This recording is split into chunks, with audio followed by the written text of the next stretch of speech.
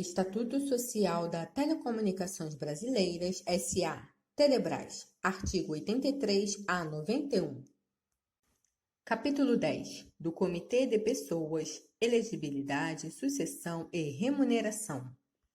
Artigo 83. A companhia disporá de Comitê de Pessoas, Elegibilidade, Sucessão e Remuneração, que visará assessorar os acionistas e o Conselho de Administração nos processos de indicação, de avaliação, de sucessão e de remuneração dos administradores, conselheiros fiscais e demais membros de órgãos estatutários. Composição.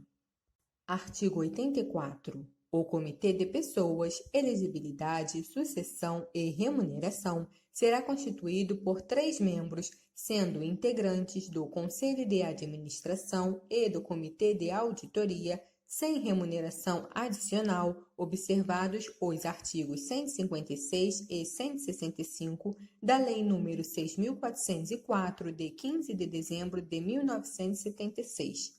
Parágrafo único. Caso o comitê seja constituído apenas por integrantes do Conselho de Administração, a maioria deverá ser de conselheiros independentes. Competências.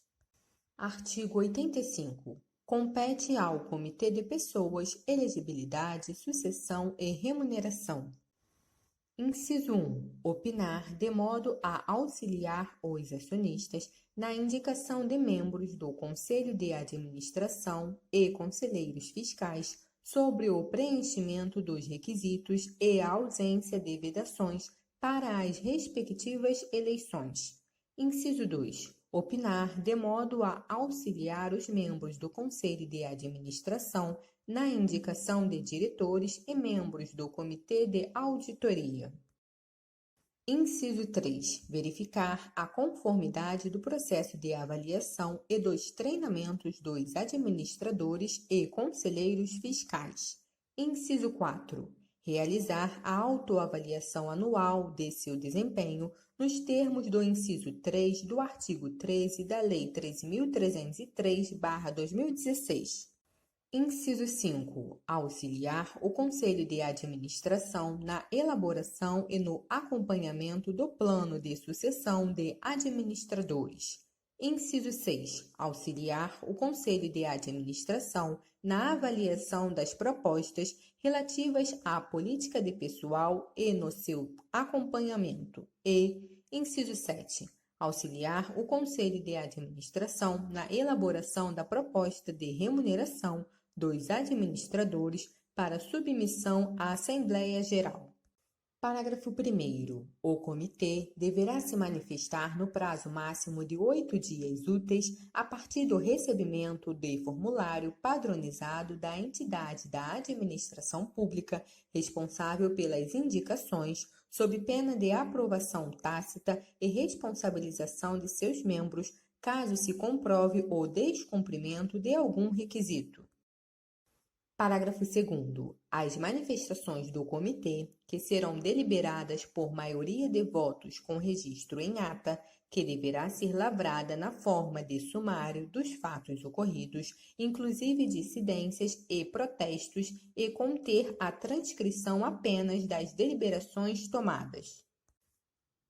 Parágrafo 3º. A manifestação do Comitê será encaminhada ao Conselho de Administração, que deverá incluir na proposta da administração para a realização da Assembleia Geral, que tenha na ordem do dia a eleição de membros do Conselho de Administração e do Conselho Fiscal, sua manifestação acerca do enquadramento dos indicados aos requisitos e vedações legais, regulamentares e estatutários, à luz da autodeclaração e documentos apresentados pelo indicado e da manifestação do Comitê. Parágrafo 4º. O mesmo procedimento descrito no parágrafo 3º acima deverá ser observado na eleição de diretores e membros do Comitê de Auditoria, sendo que a manifestação do Conselho de Administração deverá constar da ata da reunião que tiver como ordem do dia a eleição dos membros desses órgãos. Parágrafo 5º. As atas das reuniões do Conselho de Administração que deliberarem sobre os assuntos acima mencionados deverão ser divulgadas. Parágrafo 6º. Na hipótese de o Comitê de Pessoas, Elegibilidade, Sucessão e Remuneração considerar que a divulgação da ata possa pôr em risco interesse legítimo da companhia, apenas o seu extrato será divulgado. Parágrafo 7º. A restrição de que trata o parágrafo anterior não será oponível aos órgãos de controle, que terão total e irrestrito acesso ao conteúdo das atas do Comitê de Pessoas, Elegibilidade, Sucessão e Remuneração, observada a transferência de sigilo. Capítulo 11. Do exercício social e das demonstrações financeiras contábeis do exercício social. Artigo 86. O exercício social coincidirá com o ano civil e obedecerá, quanto às demonstrações financeiras, aos preceitos deste Estatuto e da legislação pertinente. Artigo 87. A companhia deverá elaborar demonstrações financeiras trimestrais e divulgá-las em sítio eletrônico. Parágrafo 1º. Aplicam-se as regras de escrituração e elaboração de demonstrações financeiras contidas na Lei nº 6.404, de 15 de dezembro de 1976, e nas normas da Comissão de Valores Mobiliários, inclusive a obrigatoriedade de auditoria independente por auditor registrado nessa comissão. Parágrafo 2º. Ao fim de cada exercício social, a diretoria executiva fará elaborar, com base na legislação vigente e na escrituração contábil, as demonstrações financeiras aplicáveis às empresas de capital aberto, discriminando com clareza a situação do patrimônio da companhia e as mutações ocorridas no exercício.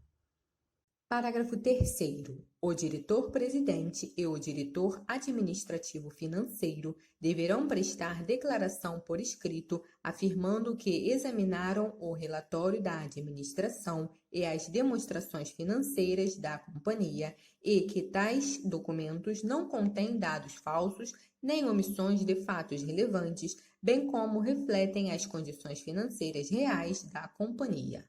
Parágrafo 4º. Outras demonstrações financeiras intermediárias serão preparadas, caso necessárias ou exigidas por legislação específica.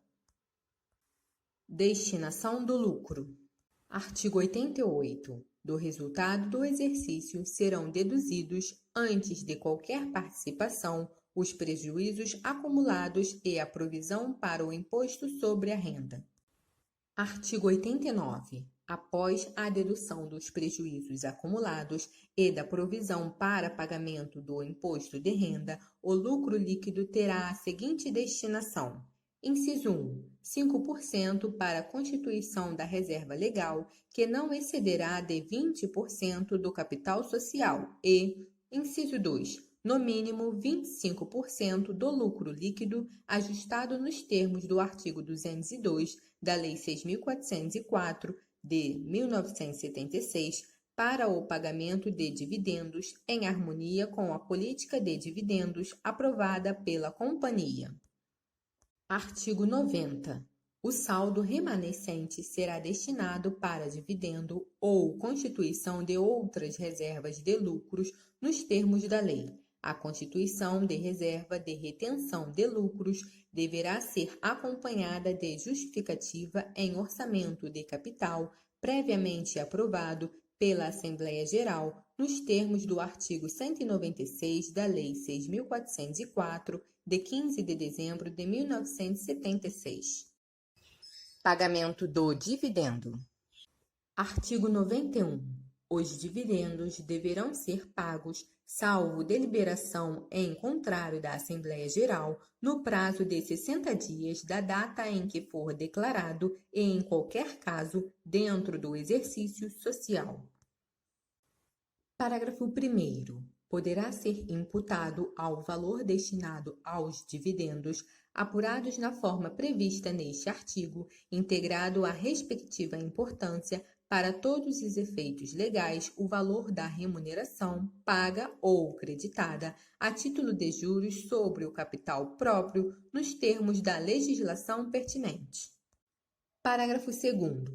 Sobre os valores dos dividendos e dos juros a título de remuneração sobre o capital próprio devidos ao Tesouro Nacional e aos demais acionistas, incidirão encargos financeiros equivalentes à taxa Selic a partir do encerramento do exercício social até o dia do efetivo recolhimento ou pagamento, sem prejuízo da incidência de juros moratórios, quando esse recolhimento ou pagamento não se verificar na data fixada em lei ou Assembleia Geral, devendo ser considerada como taxa diária para a atualização desse valor durante os 5 dias úteis anteriores à data do pagamento ou recolhimento, a mesma taxa Selic divulgada no 5º dia útil que antecede o dia da efetiva quitação da obrigação.